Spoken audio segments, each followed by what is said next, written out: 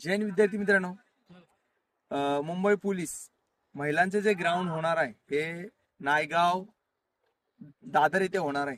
तर आपल्या पूर्वीची एक शंका आहे. बाई तुझी शंका काय आहे जरा सांग पुढे येऊन.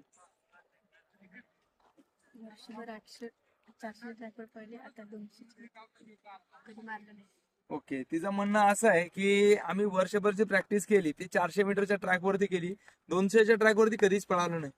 महाराष्ट्रभरामध्ये जरा बऱ्याच विद्यार्थिनी असे आहेत त्यांनी ग्राउंडवरती न प्रॅक्टिस करता रोडवरती गेले. त्या विद्यार्थ्यांनी काय म्हणलं पाहिजे.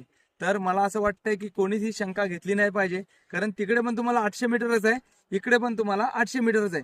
फरक एवढाच आहे की तिथे 200चे ट्रॅक आहेत, तुम्हाला चार राऊंड मारत असताना फक्त तुमच्या टायमिंग मध्ये 2 ते 4 सेकंदाचा फरक पडेल.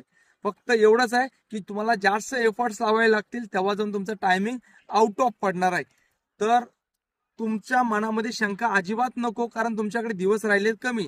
200चा ट्रॅक शोधायला गेला तुमचा तेवढाच वेळ जाणार आहे. तर तुम्हाला प्रॅक्टिस जर थोडंसं आता प्रॅक्टिस करून एवढं होणार नाहीये. फक्त स्वतःला पॉझिटिव्ह ठेवण्याचं काम करा, एवढा काही फरक पडणार नाही.